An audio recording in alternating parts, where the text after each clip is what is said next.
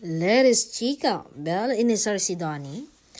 Ready na ba si Bel Mariano na makipagrelasyon? If it happens, it happens. That's what I say. If it meant for me, that's ang niyang sagot.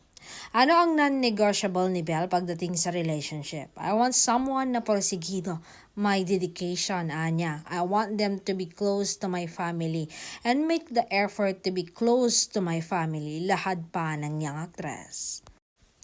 Naitanong din kay Bel ang tungkol sa love team nila ni Donnie. Sa 5 years na tambalan nila, paano nag-level up ang relationship nilang dalawa? I'd say that he is a person that I can call like whenever I'm feeling down. Talagang he's really someone.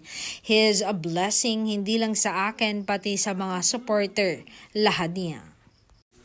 Gaano na nga ba kalalim ang relasyon nila? I mean, noong una nahihiya kong kausapin siya. We're so close now, like he's the person that I confide, then someone accountable. He is a blessing in a way that I won't be here with our connection. We're really close. He's really someone very special to me. Dagdag pa niya. Ano ang memorable moment ni Bel kay Donnie?